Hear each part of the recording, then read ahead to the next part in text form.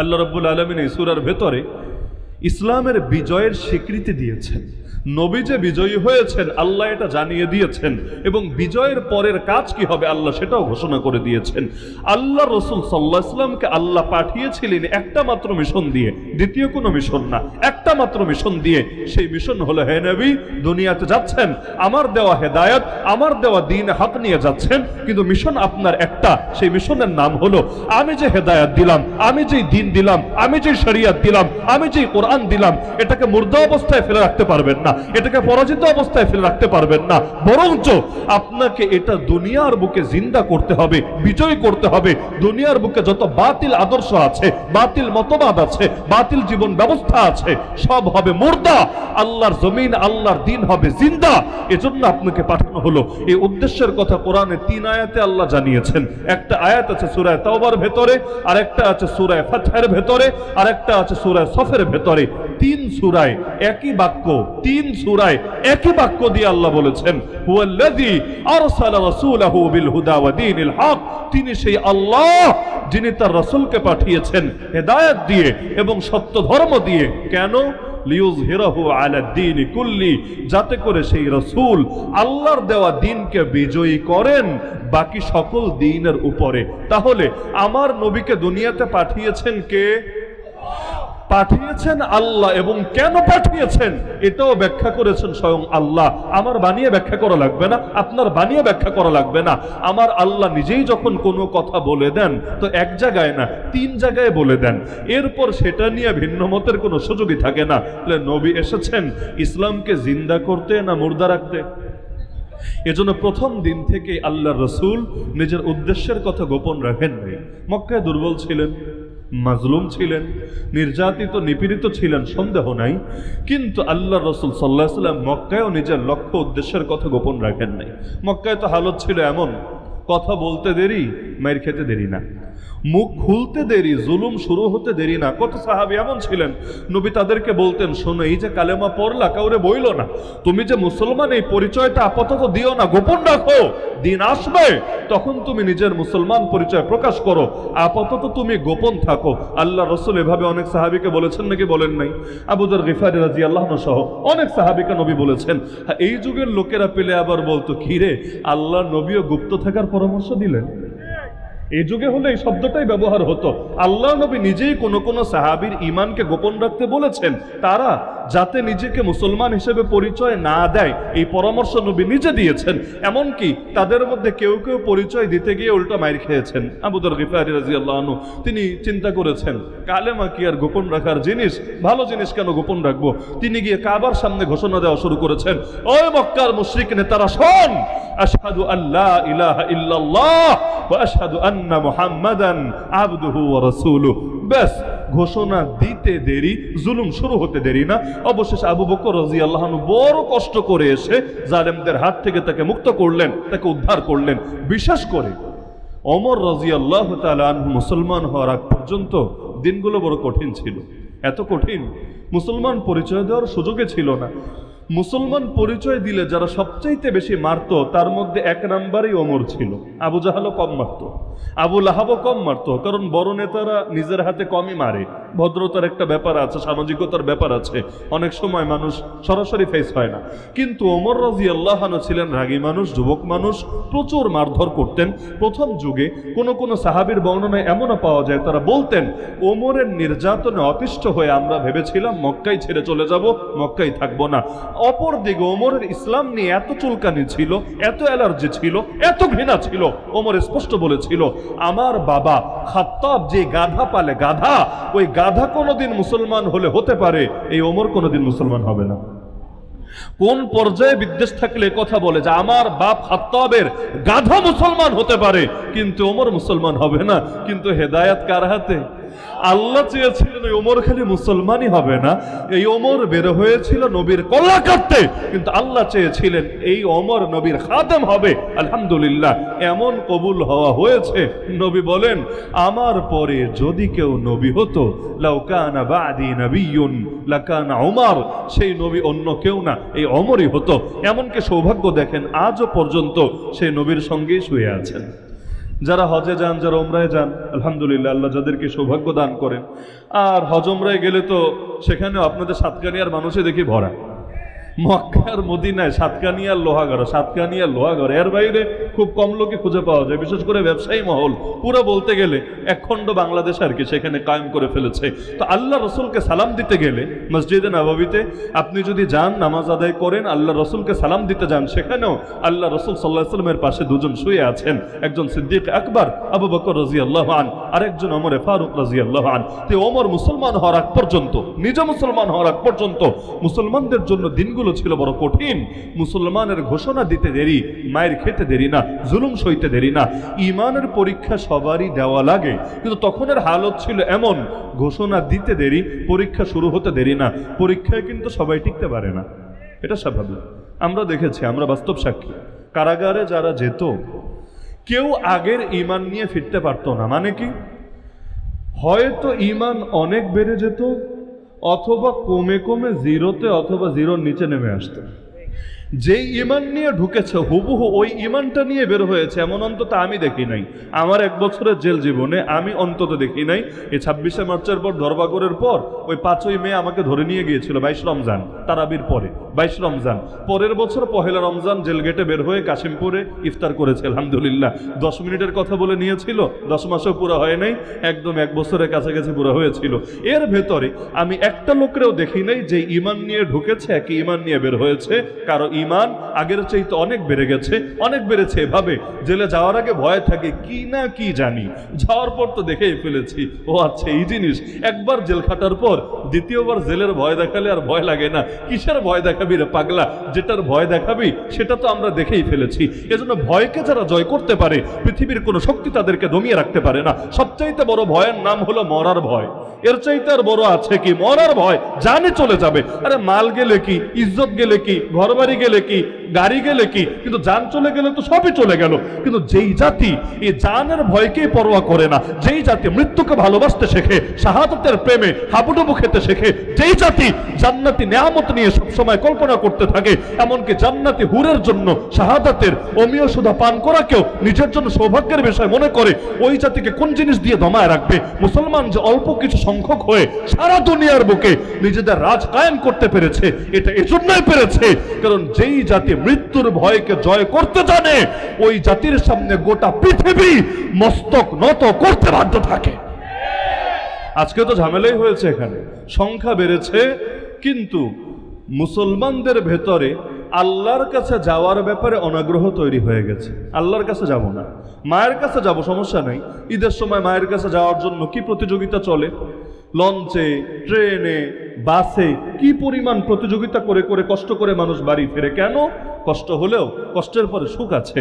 মায়ের একটা হাসি দেখার পরে, মায়ের হাতের রান্না খাওয়ার পরে এই কষ্ট আর মনে থাকবে না। কোথায় মা আর কোথায় আল্লাহ, কোথায় মা আর কোথায় আল্লাহ। মুমিন তো চিন্তা করবে, আমার মাঝে আর জান্নাতের মাঝে ব্যবধানই হলো মরণ। যতদিন মরব না ততদিন পর্যন্ত রবের সেই জান্নাতে পৌঁছতেও পারবো না। মরতে দেরি, রব আর আমাকে নেয়ামত দিতে দেরি না। কারণ শহীদের রক্তের প্রথম ফোঁটা মাটিতে গড়িয়ে পড়ার আগেই আল্লাহ তার অতীতের সমস্ত পাপ মাফ করে দেয় এবং আল্লাহ রাব্বুল আলামিন তার রূহটাকে নিয়ে জান্নাতের সবুজ পাখির ভেতর ঢুকিয়ে দেয়। এরপর আল্লাহ বলেন, ডানা মেলে মেলে উড়তে থাক আর জান্নাতের নাজ নেয়ামত ভোগ করতে থাক। আরে আমরা আফসোস করি শহীদদেরকে নিয়ে, আফসোস তো করা দরকার নিজেদেরকে নিয়ে। শহীদেরা তারা তো জান্নাতে ডানা মেলে মেলে উড়ে বেড়াচ্ছে, আমি তো জানিই না, আপনি তো জানেনই না মরার সময় ঈমানটুকু নিয়ে যেতে পারবো কিনা, সারা জীবন হেদায়েতের উপর থাকতে পারবো কিনা। ভয় তো করা দরকার ছিল আমাদেরকে নিয়ে, আমরা তো ভয় পাচ্ছি তাদেরকে নিয়ে। অথচ শহীদরা তো আসল কামিয়াবি অর্জন করে ফেলেছে। শাহাদাত অর্জন করতে কপাল লাগে, কপাল। কারণ শাহাদাত মানে আল্লাহর কাছে জান বেচবে, আল্লাহ কিনবেন কিনে, এটাই তো বিষয়। দুনিয়াতে সব মাল লোকে কেনে না, পচা জিনিস মাগনা দিলেও নিতে চায় না। এক লোক টমেটো বেচে, এখন যে কোনো কারণে বেচা বিক্রি হয় নাই, পচে গেছে, পচা টমেটো নিয়ে দাঁড়িয়ে আছে। আপনি পাশ দিয়ে যাচ্ছেন, হাতে একটা ব্যাগ, আপনাকে বলছে ভাই দাম দেওয়া লাগবে না, টমেটো নিয়ে যাও। আপনি তাকে দেখছেন একটাও ভালো নেই, খাওয়ার উপযোগী না, গন্ধ। এখন আপনাকে অফার করছে কোনো পয়সা লাগবে না, মাগ না, তুমি টমেটোগুলো নিয়ে যাও। নেবে তো সাতকানিয়ার লোকেরা, মাদ্রাসার লোকেরা নেবে না? তারে বলবে বেটা তোরে কি আমার, তোর চোখে কি আমার ঝুরি মনে হয়? ঝুরি আমি তো ঝুড়ি না, আমি তো বস্তা না, আমি তো ড্রেন না, তোর ফেলতে মনে চাইলে নিজে গিয়া ফেল না। আমার এই ব্যাগটার দাম আছে 10 টাকা, তুই যদি এই পচা মাল আমার ব্যাগে দিস, আমার এই ব্যাগটাও বরবাদ, শরীরের সঙ্গে লাগলে কাপড়টাও বরবাদ, তোর পচা মাল তুই গিয়া বোঝ, আমার উপর এটা চাপাচ্ছিস কেন? দুনিয়াতে যেমনি ভাবে পচা মাল কেউ কেনে না, রব্বুল আলামিনও তো পচা জান কেনে না। রব্বুল আলামিন যে সেই জানই কেনে যেই জানের দাম আছে, যেই জানের কোয়ালিটি আছে। এজন্যই তো সাহাবীরা শহীদ না হতে পারলেন এটা নিয়ে বরং আফসোস করতেন, শহীদ হলে আফসোস না। কারণ আপনি বুখারী খুলেন, দেখবেন এক সাহাবী যার নাম আনাস বিন নাজর রাদিয়াল্লাহু আনহু একদিকে শহীদ হচ্ছেন, এক হাত দিয়ে চেহারা থেকে রক্ত মুছছেন আর চিৎকার করে বলছেন, ফুজতু ওয়া রাব্বিল কাবা, কাবার রবের কসম, জীবন আমার কামিয়াব হয়ে গেছে, কাবার রবের কসম আমি সফলতা অর্জন করে ফেলেছি। আরেক সাহাবী, তাকে গ্রেফতার হয়েছে মুশরিকদের হাতে, শুলিতে চড়িয়ে হত্যা করবে। হত্যা করার আগে তিনি অনুমতি চাইলেন, আমাকে অন্তত 2 রাকাত নামাজ পড়ার অনুমতি দাও। বলল ঠিক আছে পর। 2 রাকাত নামাজ পড়লেন। নামাজ পড়ে আল্লাহর কাছে প্রথমে দোয়া করলেন, আল্লাহুম্মা আহসিহিম আদাদা ওয়াকতুলহুম বাদাদা ওয়ালা তুবকি মিনহুম আহাদা। হে আল্লাহ, এই জালেম সব কয়টাকে গুনে গুনে রাখেন, সব কয়টাকে ধ্বংস করে দিয়েন, একটাও ছাইরেন না। আল্লাহ, আমি কিছু করতে পারলাম না, কিন্তু আপনার কাছে ফরিয়াদ জানিয়ে গেলাম, আপনি আমার পক্ষ থেকে জালেমদের জন্য যথেষ্ট হয়ে যায়েন। এটা বলার পর তিনি বললেন, শোন, নামাজ শেষ করতে মনে চাচ্ছিল না, আরেকটু লম্বা করতে মনে চাচ্ছিল, কারণ জীবনের শেষ নামাজ বলে কথা। কিন্তু মাথায় আসলো, যদি নামাজ বেশি লম্বা করি তোরা অপবাদ দিবি, আমার নামাজ নিয়ে অপবাদ দিবি, তোরা বলবি। মনে হয় মরার ভয়ে ভেতরটা কাঁপছে, এজন্য নামাজ লম্বা করে নিজের একটু মরা থেকে দূরে রাখার চেষ্টা চালাচ্ছে। আমি চাই না আমার নামাজ নিয়ে তোরা খারাপ মন্তব্য করিস, এজন্য মন চাচ্ছিল না সালাম ফিরাই। এরপরও এই তোদের কথা চিন্তা করে বেশি লম্বা করলাম না, আমি সংক্ষিপ্ত করলাম। এরপর তিনি তার একটা ঐতিহাসিক কবিতা বললেন, চিন্তা করেন, মরবে, মরার আগেও মাথা কত ঠান্ডা থাকলে কবিতা আসে। কবিতা বুখারী শরীফে একাধিক জায়গায় ওনার এই কবিতাটা উল্লেখ আছে। তিনি বলেন, ফালাস্তু উবালি হিনা উক্তালু মুসলিমা আলা আইয়ি জামবিন কানা লিল্লাহি মাসরাই ওয়া যালিকা ফি যাতিল ইলাহি ওয়া ইয়াশা ইউবারিক আলা আওসালি শিলউইন মুমাজ্জাই। আরে আল্লাহর জন্য যখন আমার এই জান কুরবান হচ্ছে, আমি যখন আল্লাহর সামনে আত্মসমর্পণকারী অবস্থায় এই দুনিয়া থেকে শেষ নিঃশ্বাস ত্যাগ করছি, আমার কোনো পরোয়া নাই আমাকে কিভাবে মারা হলো, আমার লাশ টুকরা টুকরা হয়ে কোথায় পড়ে থাকলো। কারণ জীবন যখন আল্লাহর জন্য উৎসর্গ হলো, আল্লাহ আমার প্রতিটা টুকরা টুকরা হওয়া, আমার লাশের প্রতিটা টুকরা টুকরা হওয়া অংশের উপরে বরকতের বাড়িধারা নাজিল করে দিবেন। এমনকি আপনি অতীত ইতিহাস ঘাটেন, সূরা বুরুজ যারা পড়েছেন বা সূরা বুরুজের তাফসীর জীবনে একবারও দেখার সুযোগ হয়েছে, দেখবেন ছোট একটা বাচ্চা যে নবীও না, নবীর কোনো সাহাবীও না, অনেক পরে যে মুসলমান হয়েছে, সেই মানুষটাকে ইসলামের জন্য শহীদ করে দেওয়া হবে। তার অপরাধ কি? তার অপরাধ এটাই, সে কেন আল্লাহকে এক মানে, আল্লাহর তাওহীদ বাস্তবায়ন করার চেষ্টা করে। সব জামানে অপরাধ এই একটাই, দ্বিতীয় কোনো অপরাধ নাই। আমার আপনার অপরাধ ওই একটাই, লা ইলাহা ইল্লাল্লাহ, এটাই অপরাধ। বলবেন কেন লা ইলাহা ইল্লাল্লাহ অপরাধ কেন হবে? আরে ভাই, লা ইলাহা ইল্লাল্লাহ অপরাধ এ কারণে হবে, লা ইলাহা ইল্লাল্লাহ তো অনেক হিন্দুও বলতে পারে, লা ইলাহা ইল্লাল্লাহ তো অনেক খ্রিস্টানও বলতে পারে, লা ইলাহা ইল্লাল্লাহ তো বৌদ্ধ নাস্তিকরাও বলতে পারে। ওদের মুখে লা ইলাহা ইল্লাল্লাহ বলার কারণে ওদের জেলে যাওয়া লাগে না, ওদের হাতে হাত করা ওঠে না, ওদের উপর জুলুম নেমে আসে না। তো বেলালের উপর কেন আসে, সোহাইবের উপর কেন আসে, আম্মারের উপর কেন আসে, খুবাইবের উপর কেন আসে, খাব্বাবের উপর কেন আসে, সুমাইয়ের উপর কেন আসে, এই জামানায় মাজলুমদের উপর কেন আসে? মূল কারণ এটাই, সব লা ইলাহা ইল্লাল্লাহ দেখতে এক হলেও ভেতরে আসলে এক না। এক লা ইলাহা ইল্লাল্লাহ জাস্ট মুখে থাকে, আর এক লা ইলাহা ইল্লাল্লাহ বুক থেকে উচ্চারিত হয়ে সমাজের প্রতিটা রন্ধে রন্ধে ছড়িয়ে পড়ে। আমাদের লা ইলাহা ইল্লাল্লাহ আমাদেরকে এটাই শেখায়, জীবনের সব ক্ষেত্রে রব একজনই থাকবে। আমার ব্যক্তি জীবনে রব আল্লাহ, আমার পরিবারেও রব আল্লাহ, আমার সমাজেও রব আল্লাহ, আমার রাষ্ট্রেও রব আল্লাহ। আমি নামাজ পড়বো যার জন্য, রাজনীতিও করব তার জন্য, আমি রোজা রাখবো যার জন্য, আমার অর্থনীতিও চালাবো তার জন্য, আমার প্রতিটা সেক্টরে তিনি হবেন একমাত্র উপাস্য, একমাত্র খোদা, একমাত্র মাহবুদ। এমন হবে না মসজিদে আসলে খোদা একজন, পার্লামেন্টে গেল খোদা আরেকজন, এমন হবে না। মাদ্রাসায় আসলে রব একজন কিন্তু কোর্টে বসলে রব আরেকজন, এমন হবে না। মাহফিল শুনতে আসলে রব একজন, কিন্তু রাষ্ট্রীয় কোনো দায়িত্ব পেলে রব আরেকজন। বরং মুসলমান জীবনে সব ক্ষেত্রে বলবে, আমি মসজিদে আসলেও আমার রব আল্লাহ, আমি পার্লামেন্টে গেলেও আমার রব আল্লাহ, আমি মাদ্রাসায় ঢুকলেও আমার রব আল্লাহ, আর আমাকে বিচার করতে দিলে কোর্টে সেখানেও আমার রব আল্লাহ। জীবনে সব ক্ষেত্রে আল্লাহ। যেই ব্যক্তি আজও এই কথা বলবে, এই জামানা আজও তার সাথে বেলালের মতো আচরণ করবে। যদি এটাকে সীমাবদ্ধ করে ফেলেন তাহলে আচরণটা চেঞ্জ হবে।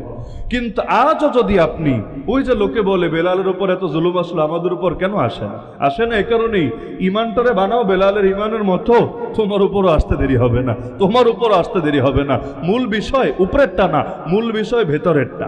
মূল বিষয় উপরেরটা না, মূল বিষয় ভেতরেরটা। এই যে দেখেন, রবের সার্বভৌমত্বে বিশ্বাস করা, এটাই হলো সবকিছুর মূল কথা। এই যে হর জামানায় নেতারা নবীদেরকে বেশি কষ্ট দিয়েছে না? নবী নূহের ইতিহাস পড়েন, নবী মুসার ইতিহাস পড়েন, নবী ঈসার ইতিহাস পড়েন, কোরআনে বেশি না, মাত্র 25-26 জন নবীর নাম আছে, মাত্র। আর যাদেরটা নাম নাই আপনি অন্যান্য সোর্স থেকে বের করবেন, ওগুলোতে আপনি কমন পাবেন। প্রত্যেক নবীর জামানায় তাদের নেতারাই সবচাইতে বেশি তাদেরকে কষ্ট দিয়েছে। কেন? নেতারা কম বোঝে? নেতারা কম বোঝে? নেতারা তো কম বুঝলে ভাই নেতা হতে পারার কথা না, নেতারা তো বেশি বোঝে। স্বাভাবিক তো এটাই, সাধারণ মানুষের চাইতে নেতাদের জ্ঞান, নেতাদের বুদ্ধি একটু বেশিই থাকার কথা। তাহলে বেলালের মতো গোলামরা বুঝে ফেললো, কিন্তু আবু জাহালের মতো এত বড় নেতারা বুঝলো না। পার্থক্য কোথায়? না রে ভাই, বোঝে নাই বিষয়টা এমন না, বুঝেছে ঠিকই, কিন্তু হার জামানার নেতারা নবীদেরকে চ্যালেঞ্জ মনে করেছে। অন্ধকার যদি আলোকে চ্যালেঞ্জ মনে না করে, ওইটা আবার কেমন আলো আর কেমন অন্ধকার? অন্ধকার তো জানেই আলো জ্বলতে দেরি, ওর অস্তিত্ব ধ্বংস হতে দেরি না। আলো জ্বলবে, অন্ধকারও থাকবে, এটা কখনো সম্ভব? আমি বলবো, কথাটা কার কেমন লাগবে জানি না, কিন্তু আমি দৃপ্ত কণ্ঠে বলবো, সেই হক কোন হকই না যেই হক বাতিলের কলিজা আঘাত হানতে জানে না। হক মানেই বাতিলের কলিজায় এসে আঘাত হানবে। না হলে আয়াতের অর্থ কি আমাকে বোঝান। ওয়াকুল জাআল হক ওয়া যাহাকাল বাতিল ইন্নাল বাতিলা কানা যাহুকা। তুমি বলে দাও, হক এসেছে, বাতিল দূর হয়েছে। নিশ্চয়ই বাতিল দূর হওয়ারই ছিল। কোরআনে আল্লাহ বলেন, বাল নাকযিফু বিল হাক্কি আলাল বাতিল ফায়াদমাগুহু ফাইদা হুয়া যাহিক। আমি আল্লাহ হককে ছুঁড়ে মারি। ওই বোতল যেভাবে ছুঁড়ে মারে, বল যেভাবে ছুঁড়ে মারে, আল্লাহ এই শব্দ ব্যবহার করছেন, আমি আল্লাহ হককে ধরে ছুঁড়ে মারি বাতিলের উপরে। হকের আঘাতে বাতিল ধ্বংস হয়ে যায়, বাতিল লেজ গুটিয়ে পালাতে বাধ্য হয়। তাহলে ওই হক কোন হকই না যে হক বাতিলের কলিজায় আঘাত হানে না। তাহলে এখন নেতাদের সমস্যা কোথায়? সমস্যা হলো এখানে, হার জামানায় নেতারাই হলো অন্ধকারের ধ্বজাধারী। অন্ধকারের নেতৃত্ব দেয় তারা, অন্ধকারটাকে টিকায় রাখে তারা চিন্তা করে নবীদের হকের আলো যদি জ্বলেই যায়, আমাদের ভণ্ডামি তো ছুটে যাবে। আপনি চিন্তা করেন, আবু জাহালের যখন শুনল লা ইলাহা ইল্লাল্লাহ, বোঝে নাই তা না, বুঝেছে, আসলে বুঝেছে, এমনকি মজাও পেয়েছে। আরে আমি আপনি নবীরে চিনেছি কিভাবে বলেন? হুজুরদের মুখে শুনে, বাপ মায়ের মুখে শুনে, বইয়ের পাতায় পড়ে, ঘুরে ফিরে জবাব তো এগুলোই দিবেন, এর বাইরে কি? আর আবু জাহাল নবীকে চিনেছে কিভাবে? ওই বাচ্চাকাল থেকে চোখে দেখে দেখে। আমি বই পড়ে বুঝে ফেললাম, আপনি ওয়াজ শুনে বুঝে ফেললেন, আর আবু জাহাল যুগের পর যুগ চোখের সামনে দেখে কিছু শুনলো না, কিছু বুঝলো না, কিছু তার মাথায় আসলো না। এটা ভাবেন কিভাবে? আমার নবীর এক নজর দেখেও অনেক মানুষ মুসলমান হয় নাই। আমার নবী যখন মক্কা থেকে মদিনায় হিজরত করলেন, ইহুদিদের নেতা আব্দুল্লাহ বিন সালাম, ইহুদিরা তো মুসলমানদের খুব মহব্বত করে, তাই না? ওই যে খুব মহব্বত করে, জান প্রাণ দিয়ে মহব্বত করে, ওই এদের পূর্বপুরুষিত। ইহুদি হলো মুসলমানদের সবচাইতে বড় দুশমন সূরা মাইদার ঘোষণা অনুসারে। এমনকি গায়রিল মাগদুবি আলাইহিম ওয়ালাদ-দাল্লিন, এই মাগদুব আলাইহিম বলে ডেইলি সূরা ফাতিহা শেষ আয়াতে আমরা ইহুদিদেরকে গজবগ্রস্ত জাতি, আমাদের দুশমন জাতি বলে আমরা উল্লেখ করি। ওই ইহুদিদের নেতা আব্দুল্লাহ বিন সালাম দেখতে এসেছে। কেন দেখতে এসেছে জানেন? মহব্বতে না। একজন লোক একটা এলাকায় গিয়েছে, সবাই তারা দেখতে যাচ্ছে, তখন সবার ভেতর কৌতূহল জাগে না, কি রে মানুষটাকে এক নজর দেখে আসি। মনে করেন আজকে যদি এখানে বড় কোনো রাজনৈতিক নেতা আসে, যে কোনো দলের হোক, অনেক মানুষ এমনও যাবে তার কথা শুনতে যারা তার দল করে না। চিন্তা করবে এত বড় নেতা আসলো, সবাই দেখতে যাচ্ছে, দেখি কি বলে। এই যে আজকে যারা ওয়াজ শুনতে এসেছে, সবাই কি আসলে আমাদের সাথে একমত বলে এসেছে? এটা আসলে সম্ভব না। কেউ এসেছে, দেখি তো হুজুরটা কি কয়, হুজুরটা আমাদের পক্ষে বলে না আমাদের বিপক্ষে বলে, কোন অ্যাঙ্গেলে কোন লাইনে কথা হয়। আসে, এটা স্বাভাবিক, সব জায়গায় থাকে। তা আব্দুল্লাহ বিন সালাম সে নবীর মহব্বত করে না, সে ইহুদি পণ্ডিত, বড় নেতা, দেখতে আসলো। আরে এই নবীটা কে? মুসলমানরা তারা দেখতে যাচ্ছে, আমিও যাই দেখতে। আব্দুল্লাহ বিন সালাম বলেন, যেই মাত্র তার চেহারায় আমার চোখ পড়লো, যেই মাত্র তার চেহারায় আমার চোখ পড়লো, আমার দিলের ভেতর থেকে এই কথা বেরিয়ে আসলো, আমার দিল সাক্ষ্য দিল, ওয়াল্লাহি ইন্নাহু লাইসা বিওয়াজহি কাযাব, আল্লাহর কসম এই চেহারা কোনো মিথ্যাবাদীর চেহারা হতেই পারে না। সঙ্গে সঙ্গে তিনি সিদ্ধান্ত নিলেন কালেমা পড়ে মুসলমান হয়ে যাবেন। আব্দুল্লাহ বিন সালাম মুসলমান হওয়ার সিদ্ধান্ত নিলেন, অথচ কোনো মূর্খ না, একটি ইহুদি পণ্ডিত, ইহুদিদের ধর্মীয় গুরু, কেন মুসলমান হতে চাইলেন না? কোনো ওয়াজ শোনেন নাই, কোনো বয়ান শোনেন নাই, কোনো নসিহত শোনেন নাই, ওগুলো টাইমও পান নাই, জাস্ট খালি চেহারাটা দেখেছেন। চেহারা কি ছিল সেই চেহারার ভেতরে? চেহারা দেখার পরে দিল সাক্ষ্য দেয় এই চেহারা সাধারণ কোনো মানুষের চেহারা হতেই পারে না। তা আবু জাহাল এতকাল দেখার পরেও কিছু বুঝলো না। ভাবেন কিভাবে?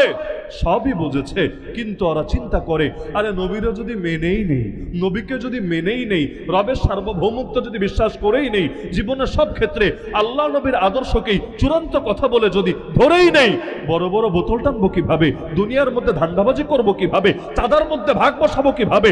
মানুষের জানপ্রাণ নিয়ে ছিনিমিনি খেলবো কিভাবে? নারীদের ইজ্জত হরণ করবো কিভাবে? সমাজের গরিব দুঃখীর উপর জুলুম করবো কিভাবে? এগুলো যদি করতে চাই, নবীর থেকে দূরে থাকতে হবে। কারণ নবীরে মেনে নিলে ভণ্ডামির দরজায় তালা লাগবে। শুধুমাত্র এই কারণে, শুধুমাত্র এই কারণে এই জামানায় নবীর ওয়ারিসদের উপর যারা খেপা, এই নিরীহ আলেমদের উপর জিদের কি দরকার ছিল আমাদের বলেন? নিরীহ আলেম যাদের অনেকের কোনো দলও নাই, অনেকের কোনো অনেকের কি কারো তো কোনো গোছানো বাহিনীও নাই, যে না ওনার মনে হয় একটা টিমটুম আছে, এদেরকে নিয়ে যে কোনো সময় ওদের ঘাড় মটকে দিবে, কোনো ভয় নাই। এরকম আলেমদেরকেও নিয়ে জেলে ভরা লাগলো কেন? আপনি চিন্তা করেন, এই অসহায় আলেম তাদের জবানের কথা পর্যন্ত সহ্য করতে পারলো না, অথচ ওরাই বলে, ওই কেউ যদি নবীরা গালি দেয়, ব্লগের মধ্যে খারাপ কিছু লেখে, ওরাই বলে কলমের জবাব কলম দিয়ে দিলেই তো হয়, কলমের জবাব কলম দিয়ে দিলেই তো হয়। তা আমরা তো কথা বলি রে পাগলা, আমাদের কথার জবাব তোরা কথা দিয়ে দিলেই তো হয়, কিন্তু কথার জবাবে জেল কেন? কথার জবাবে ফাঁসি কেন? তাও তো আমরা প্রাণ নিয়ে ফিরে এসেছি। অনেকে তো আমাদের সামনে ফিরেও আসতে পারে নাই, লাশ হয়েছেন, কবরে পৌঁছে গিয়েছেন। অপরাধ আর কিছু না, আল্লাহর জমিনে কোরআনের বাণীগুলো তুলে ধরেছেন। আর সব হুজুরের জেলে যাওয়া লাগে না। কেউ যদি ইসলামের আদর্শগুলো গোপন রাখে, তার জেলে যাওয়া লাগবে না, উল্টা তার প্রেসিডেন্ট প্যালেসেও মাঝে মাঝে দাওয়াত আসবে। আর যদি ইসলামকে ওদের মন মতো করে উপস্থাপন করতে পারে, এমন ইসলাম যেই ইসলাম মেনে আল্লাহরেও খুশি রাখা যায়, ইবলিসেরও কষ্ট দেওয়া লাগে না। মন ভাঙার মসজিদ ভাঙা সমান, ইবলিসেরও তো একটা মন আছে। আর যাই হোক, ইবলিসের মনে কষ্ট লাগে না, এমন ইসলাম যদি কেউ দিতে পারে ওদেরকে এনে, আর তো আর ভাই দুনিয়ায় কোনো কিছুর অভাব পড়বে না। ফেরাউনও দেখেন না, নবী মুসার এমনি মারলেই পারে, কিন্তু না, ও জাদুঘর ভাড়া করে আনে। চাইলে কিন্তু এমনি মারতে পারে, কে না করবে? বাচ্চাকালেই তো খুন করতে চেয়েছিল, কারো কিছু বলার সুযোগ ছিল না, কারণ ফেরাউনের রাজ্যে বলতে দেরি, কল্লা যেতে দেরি হবে না। তাহলে জাদুঘর ভাড়া করে কেন? নবী মুসার সাথে এইরকম একটা যুদ্ধের মতো পরিস্থিতি দাঁড় করায় কেন? কারণ সে জানে, ভালো করে জানে, নবী মুসার আদর্শ মানুষের দিলকে ছুঁয়ে গিয়েছে। এখন যদি তারে গায়ের জোরে মারে লাভ হবে না, বরঞ্চ মানুষের দিল থেকে আগে আস্থা নষ্ট করতে হবে। আস্থা যদি বাকি থাকে, এক মুসারে মারলে ঘরে ঘরে মুসা তৈরি হবে। ওই আসহাবুল উখদুদের ঘটনায় ওই বাচ্চাটারে মেরে ফেলেছে, কোনো অপরাধ নেই। একটা বাচ্চা মুসলমান, আল্লাহকে চিনেছে, নবীকে চিনেছে, কালেমা পড়েছে, বাচ্চা সহ্য হয়নি, মেরে ফেলেছে, কিন্তু লস হয়নি আলহামদুলিল্লাহ। একজনকে শহীদ হতে দেখে ওই জনপদের প্রতিটা মানুষ কালেমা পড়ে মুসলমান হয়ে গিয়েছে। তাহলে বলছিলাম, আমার নবীকে আল্লাহ পাঠিয়েছেন কেন? ইসলামকে বিজয়ী করার জন্য। নবীর মিশন যা, আমাদের মিশনও তো তা। নবীর পথ যেটা, আমাদের পথ তো সেটা। আল্লাহ নবী মক্কায় স্পষ্ট বলেছেন, শোনো, যখন নবীর চাচা আবু তালেবের কাছে এসে আবু জাহাল গংরা প্রস্তাব দিল, তোমার ভাতিজা কি চায়? যা চায় সব দিতে রাজি আছি, কি চাহিদা আছে? তো একজন যুবক মানুষের আর কি কি চাহিদা থাকতে পারে, ওরা নিজেদের থেকে কিছু প্রস্তাব দিল। আচ্ছা, মোহাম্মদের যদি সুন্দরী নারীর ডিমান্ড থাকে, বলে ফেলো, কত সুন্দরী লাগবে, আমরা আরবের সবচাইতে সুন্দরী নারীর সাথে বিয়ের ব্যবস্থা করে দেব। আচ্ছা, মোহাম্মদের যদি টাকা পয়সা লাগে, বলে ফেলো, কত টাকা লাগবে, আমরা সম্পদের পাহাড় বানিয়ে দেব। 3 নম্বর, মোহাম্মদ যদি ক্ষমতা চায়, সেটাও বলে ফেলুক, আমরা দারুন নাদওয়ায় তার একটা সিট দিয়ে দিব। দারুন নাদওয়া বোঝেন? দারুন নাদওয়া বোঝেন? আপনারা তো ভালো বোঝার কথা, আপনারা ভালো বোঝার কথা। কি জন্য বললাম? নদবী একটা শব্দ আছে না দুনিয়ায়? না এমনি একটা শব্দ আছে না নদবী? নদবী শব্দটা দুই জিনিস থেকে আসতে পারে। এক হলো নদওয়াতুল উলামা থেকে নদবী, মানে ভারতের নদওয়াতুল উলামায় যারা পড়াশোনা করে ওরা হয় নদবী। আর আরেকটা আছে দারুন নাদওয়া, আবু জাহালদের পার্লামেন্ট ছিল যেটা, ওই দারুন নাদওয়ার চেতনা লালন করে যারা, ওরাও হলো নদবী। নদবীর দুই ব্যাখ্যাই হয়, এক হলো নদওয়াতুল উলামা থেকে নদবী, আর একটা হলো দারুন নদওয়া থেকে নদবী। তো দারুন নদওয়া থেকে শুরু হয়েছে, লোহাগাড়া সাতকানিয়া পর্যন্ত হয়তো পৌঁছে গিয়েছে, আল্লাহ হেফাজত করুক। তো এখন দেখা যাচ্ছে আল্লাহ রাসূল সাল্লাল্লাহু আলাইহি ওয়াসাল্লামকে অফার দেওয়া হলো যে তাকে দারুন নদওয়া একটা পদ আমরা দিয়ে দেব। আচ্ছা, এই তিন অফারের নবী কোনটা চেয়েছিলেন? আরে বলেন না, কোনটা চেয়েছিলেন? সুন্দরী নারী, সম্পদের পাহাড়, অথবা দারুন নদওয়ার একটা সিট? কোনোটাই চান নাই। কেন চান নাই? সুন্দরী নারী কেন চান নাই স্পষ্ট, সম্পদ কেন চান নাই এটাও স্পষ্ট। বলতে পারেন ক্ষমতা নিলে কি সমস্যা ছিল? ক্ষমতা নিলে তো সমস্যা নাই, নেতার কথা তো কর্মীরা শোনে। নবী যদি নেতা হয়ে যেতেন তাহলে তার দাওয়াতের রাস্তাও বাধামুক্ত হয়ে যেত, মানুষ আর বাধা দিতে পারতো না, এবং তিনি যেটা কথা বলতেন তার কর্মীরা সহজেই সেটা শুনে নিত। তাহলে নবী নেতা হলে সমস্যা ছিল কোথায়? চিন্তা করেন, সিরাত শুধু পড়ে রাখার জিনিস না, সিরাত শুধু বইয়ের পাতায় চর্চা করার জিনিস না, সিরাত জীবনে ধারণ করার জিনিস, সমাজে বাস্তবায়ন করার জিনিস। আল্লাহ নবীকে দারুন নদওয়ায় ক্ষমতার অফার দেওয়া হচ্ছে, তিনি ক্ষমতার অফার নিলেন না। কেন নিলেন না? আপনি যদি বলেন হুজুর মানুষ ক্ষমতা দিয়ে কি করবে, এজন্য মনে হয় নেন নাই। তিনি ক্ষমতার ব্যাপারে নির্মোহ ছিলেন, এজন্য নেন নাই। আমি বলবো ভাই, তাহলে মদিনায় যাওয়ার পরে 10 বছর তিনি কেন রাষ্ট্রপ্রধানের ভূমিকা পালন করলেন? আপনার কথা তো টিকলো না। তার মানে তিনি ক্ষমতার ব্যাপারে অনাগ্রহী ছিলেন না, বরঞ্চ আল্লাহ দোয়া শিখিয়েছেন। আমার ধারণা এই দোয়া সবাই পারেন, রব্বানা হাবলানা মিন আজওয়াজিনা ওয়া যুররিয়াতিনা কুররাতা আয়ুন ওয়াজআলনা লিল মুত্তাকিনা ইমামা। ইমাম মানে কর্মী না নেতা? আল্লাহ দোয়া শিখাচ্ছেন ওয়াজআলনা, আমাদেরকে বানিয়ে দেন, লিল মুত্তাকিনা, মুমিন মুত্তাকিদের জন্য, ইমামা, নেতা নেতা নেতা। আল্লাহ দোয়া শিখাচ্ছেন আমাদেরকে নেতা বানায় দেন, না ভণ্ডদের নেতা না, মুমিন মুত্তাকিদের নেতা, ইমানদারদের নেতা। তো নেতা হওয়া যদি খারাপ হতো, নেতৃত্ব চাওয়া যদি খারাপ হতো, আল্লাহ এই দোয়া কেন শিখালেন? এমনকি ইউসুফ আলাইহিস সালাম নেতা হন নাই, চেয়ে হয়েছেন, চেয়ে। ওনারে জোর করে দেওয়া হয়েছে এমন না, চেয়ে হয়েছেন যে দেশে দুর্ভিক্ষ আসবে, আমার দায়িত্ব দেন। আল্লাহর কি কুদরত! চেয়েছিলেন একটা মন্ত্রণালয়, তিনি জাস্ট ওই বিষয়ের মন্ত্রী হতে চেয়েছিলেন, কিন্তু বাদশার দিলটা এত খুশি হয়েছে তার উপরে, বাদশা তারা শুধু এক বিষয়ের মন্ত্রী না, তারা প্রধানমন্ত্রী বানিয়ে দিয়েছে। চেয়েছিলেন সাধারণ মন্ত্রী হতে, বাদশা বানিয়ে দিয়েছেন প্রধানমন্ত্রী, কারণ আমার আল্লাহর ফয়সালাই ছিল এভাবে। তাহলে আমার নবী, তিনি কি ক্ষমতা গ্রহণ করতে অনাগ্রহী ছিলেন? ছিলেন না। নিলেন না কেন? চিন্তার বিষয় না? এইখান থেকে এই পয়েন্টটা শুনলে এখানে হয়তো কেউ কষ্ট পাবেন না, এই মাঠে অন্তত আমি মনে করি কষ্ট পাওয়ার কেউ নাই। তবে ক্যামেরার কারণে দূরের কেউ কেউ কষ্ট পেতে পারে। তারপরে বলে ফেলি, গোপন রাখা ঠিক না। এমনিও তো ইলম গোপন করলে শাস্তি আছে। কেয়ামতের দিন গলায় আগুনের লাগাম পরিয়ে আল্লাহর সামনে হাজির করা হবে। হুজুরদের ভাই বড় ঝামেলা, বললেও সমস্যা, না বললেও সমস্যা। বললে আল্লাহ খুশি, বান্দা নারাজ, আর না বললে বান্দা খুশি, আল্লাহ নারাজ। দুই পক্ষরে একসঙ্গে খুশি করা সম্ভবই না। আল্লাহরে খুশি করতে গেলে কিছু বান্দা নারাজ হবেই, আর সব বান্দারে খুশি করতে চাইলে আল্লাহ নারাজ হবেই। আল্লাহ নবীকে যে ক্ষমতার অফার দেওয়া হলো, ভালো করে বোঝেন, শুধু কান দিয়ে না, একদম মাথার মধ্যে ধারণ করেন, গোটা জীবন কাজে আসবে ইনশাআল্লাহ। এর অর্থ এটা না যে আবু জাহাল, আবু লাহাব তারা নেতৃত্ব ছেড়ে দিতে চাচ্ছে, যে ভাতিজা তোমার দায়িত্ব দিয়ে আমরা অবসরে যাই, বয়স হয়েছে তো আর কত, আমরা আপাতত অবসরে গিয়ে পাঞ্চি ভাই আর চা খাই, আর তুমি একা তোমার মতো নেতৃত্বগিরি করতে থাকো। মূলত এই অফার নবীকে দেওয়া হয় নাই। মক্কায় একনায়কতন্ত্র ছিল না, এগুলো ফেরাউনের যুগে ছিল, নমরুদের যুগে ছিল, মক্কায় ছিল না। মক্কায় এই আধুনিক পার্লামেন্ট সিস্টেমের মতো কিছুটা ব্যাপার ছিল, মানে সকলে বৈঠকে বসে সিদ্ধান্ত নিত, একক কর্তৃত্ব চলতো না। এজন্য আবু জাহালের কথায় মক্কা চলতো না, আবু জাহালের কথায় মক্কা চলতো না। আবু জাহাল চেয়েছিল নবীরে খুন করে ফেলবে। এই একটা রায় বাস্তবায়ন করতে, একটা আইন বাস্তবায়ন করতে কয় বছর লেগেছে জানেন? 13 বছর। 13 বছর। সংখ্যাগরিষ্ঠতার মূল্যায়ন পায় নাই, সংখ্যাগরিষ্ঠতার মূল্যায়ন পায় নাই, চেয়েছে এখনো যেমন অনেকে চায় একটা, কিন্তু সেটা পারে না। কেন? কারণ সংসদে তার পাল্লা ভারী না, অন্য পাল্লাটা ভারী, এই কারণে অনেক সময় হয় না। আবু জাহাল চেয়েছিল নবীরা মারবে, একটা আইন পাশ করতে কয় বছর লেগেছে? 13 বছর। কেন? কারণ এক আবু জাহালের কথায় মক্কা চলতো না। তাহলে মক্কা চলতো কিভাবে? বৈঠকে বসতো তারা দারুন না দোয়ায়, ওই দারুন না দোয়ায় গিয়ে সিদ্ধান্ত চাইতো, এই বলতো কি করা যায়। মনে করেন চোর চুরি করেছে, শাস্তি কি দেওয়া যায়? আবু লাহাব তুমি বলো। আবু লাহাবের পরে আসতো উতবা, সাইবা, তোমরা বলো। এভাবে এক একজনের মত নেওয়া হতো। এখন নবীরে যদি একটা সিট দেওয়া হতো, কি হতো? নবী যে দাঁড়ায় বলতেন, আচ্ছা চোরের সাজা কি?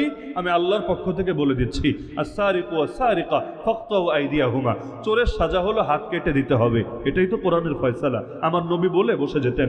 এরপর আবু জাহাল জিজ্ঞেস করতো, আবু লাহাব তুমি বলো চোরের সাজা কি দেওয়া যায়? আবু লাহাব বলতো, ভাতিজা আগে মাথা ঠান্ডা করো, চোর চুরি করলে হাত কেটে দিলে দেশ চলবে, পকেট চলবে? আগে দেখতে হবে চোরটা কি আমার দলের না অন্য দলের। যদি অন্য দলের হয় হাত না প্রয়োজনে কল্লা কাটা দাও, সমস্যা নাই। আর যদি নিজের দলের হয় ওদেরই যদি কাটা শুরু করো, তাহলে তো চলতে পারবা না এভাবে, দলও চালাতে পারবা না এভাবে। বরঞ্চ তারা আস্তে করে চিপাই নিবা, নিয়ে বলবা, বেডা একা খেলে হবে, ভাগে যোগে খেতে হবে, তুইও খুশি থাক আমরাও খুশি থাকি, আমরা তোরে আইনে সমর্থন দেই আর তুই আমাদের আর্থিক সমর্থন দে, 10 মিলে করি কাজ, হারে যেতে নাহি লাজ। সুতরাং আমাদেরকে 10% দে, তুই 90% খা, অথবা আমাদের 50% দে, তুই 50% খা। আর যদি অন্য দলের হয় তাহলে সাজা দাও। আবু লাহাব বসার পরে উতবা বলতো, না না, দুইটার কোনোটাই চলবে না, 6 মাসের জেল দিয়ে ছেড়ে দাও। কারণ যদি হাত কেটেই দেওয়া হয় জিন্দিগির তোরে মান-ইজ্জত শেষ। এখন মনে করেন কারো যদি হাত কাটা যায়, হাত তো আর টিকটিকির লেজ না, টিকটিকির লেজ তো কয়দিন পর আবার বের হয়। হাত তো আর টিকটিকির লেজ না যে ভেতর থেকে আরেকটা বের হবে। আর হাত তো গোপন রাখার জিনিসও না। মানুষের উরু, মানুষের শরীরের পেট, পিঠ, এগুলো হয়তো গোপন রাখা যায়, হাত তো আর গোপন রাখার জিনিস না। এখন একবার যদি হাত কাটাই যায়, পরে এলাকায় গিয়া মুখ দেখাবে কিভাবে, ভোট চাইবে কিভাবে? এলাকায় গিয়া যদি বলে আমারে ভোট দাও, তোমাদের জানমাল আমার হাতে নিরাপদ থাকবে, আর পাবলিক দেখে নেতাজির তো হাতই নাই, মাশাআল্লাহ, আপনাদের কি ধরুন না ভোট দিবে না জোতার বাড়ি দিবে? তাহলে তো মহাবিপদ। সে বলতো 6 মাসের জেল দিয়ে ছেড়ে দাও, অন্তত লসের জায়গায় একটা লাভ হবে। লাভ কি জানেন? যারা রাজনীতি করে জেল খাটলে একটা ডিগ্রি লাগে, যেটা বড় বড় ভার্সিটিতে পড়লেও লাগবে না, জেল খাটলে লাগে। সেটা হলো কারা নির্যাতিত মজলুম জননেতা।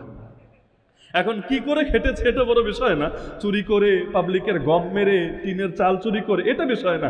বিষয় হলো জেল খেটেছে, অটো ডিগ্রি, কারা নির্যাতিত মজলুম জননেতা।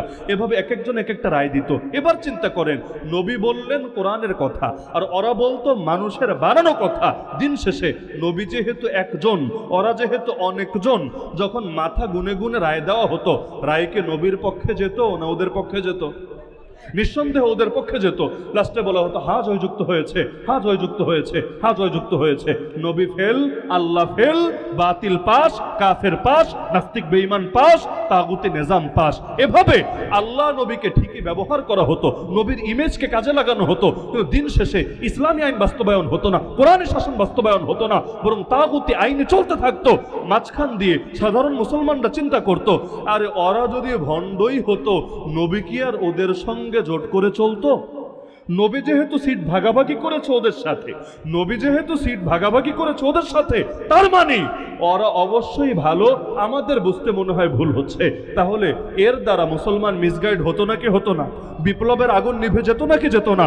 আজকে যারা 2-4টা সিটের বিনিময়ে জাতির সাথে গাদ্দারি করো, ইসলামী বিপ্লবের পথে কাটা বিছানো সৃষ্টি করো, এমনকি তোমাদের ইমেজের কারণে সাধারণ মুসলমান ভিন্ন বার্তা পায়, মিসগাইড হয়, তারা চিন্তা করে আরে ওরা যদি বাটপারি হতো, ওরা যদি খুনি হতো, ওরা যদি মাদক কারবারি হতো, ওরা যদি ফ্যাসিবাদের পক্ষেই হতো, ওরা যদি চাঁদার পক্ষেই হতো, তাহলে অমুক অমুক হুজুর কি ওদের সাথে থাকতো? এই হুজুর ওদের সাথে থাকাই প্রমাণ করে ওরাও ভালো। আমরা বুঝতে ভুল করছি, আমাদের দেখতে ভুল হচ্ছে, মিডিয়া ট্রায়াল হচ্ছে, মিডিয়া প্রোপাগান্ডা হচ্ছে। মনে হয় ওরা এক একজন জামানের হাসান বসরি, জামানের রাবেয়া বসরি। এভাবে কিছু মানুষের 2-4টা স্বার্থের কারণে গোটা জাতির মধ্যে ইসলামের জাগরণ থেমে যেত। এখনো হচ্ছে নাকি হচ্ছে না? ব্যক্তিগত স্বার্থের কারণে, কারো কারো ব্যক্তিগত চেয়ারের লোভের কারণে ইসলামের বিপ্লবের সম্ভাবনা কমছে নাকি কমছে না? এবারও তো হয়েছে। আল্লাহ হেফাজত করুন। জেলে গেছে যারা, শেষ পর্যন্ত একও থাকতে পেরেছে তারা। ঐক্যের মূল প্ল্যাটফর্ম ছিল জেল, আমাদের চোখ সাক্ষী, কান সাক্ষী। একটা বছরের অভিজ্ঞতা অস্বীকার করতে পারি। এই যত ঐক্য দেখেন এখন বাংলাদেশে, আমি মনে করি সবচাইতে বড় কারণ ছিল জেল। কেন?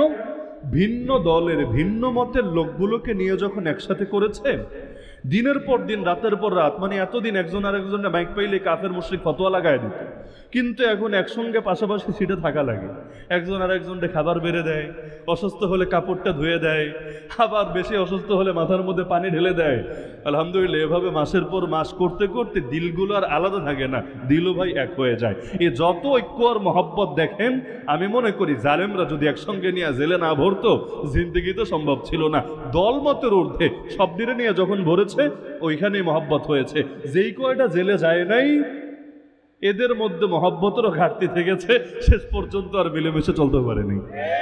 আমার এটা কোনো কোরআন হাদিসের কথা না, যে বাক্যটা আমি বললাম এটা আমার ব্যক্তিগত মূল্যায়ন বা অভিমত, এটা ভুলও হতে পারে, কিন্তু আমার দৃষ্টি এটাই বলে, জেলখাটা মানুষ হিসাবে আমার দৃষ্টি এটাই বলে যে জেলের মূল অবদানটা রয়েছে ঐক্যের ক্ষেত্রে। বাকি যাই হোক, তা আল্লাহ রসুলকে অফার দেওয়া হয়েছিল, অফার নেন নাই, কিন্তু আল্লাহ রসুল সাল্লাল্লাহু আলাইহি ওয়াসাল্লাম তার মিশন থেকেও সরেন নাই।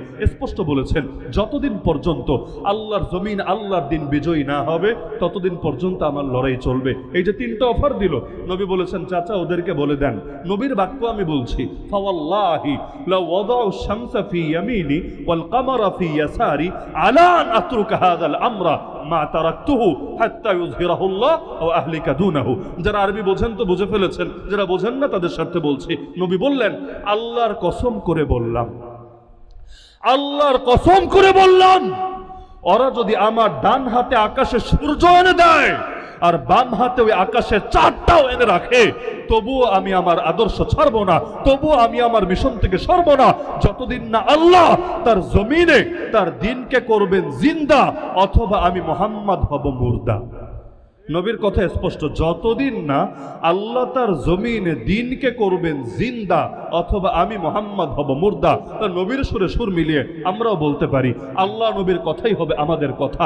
হয়তো জমিনের বুকে আল্লাহর জমিনে আল্লাহর দিন জিন্দা হবে, না হলে জমিনের বুকে আমাদের লাশ উঠবে। তো যতদিন পর্যন্ত আমরা জীবিত আছি, এই কপাল নত হতে পারে না বাতিলের সামনে। হায়াত আল্লাহর হাতে, মৌত আল্লাহর হাতে, জীবনে একটা, সুযোগও একটা।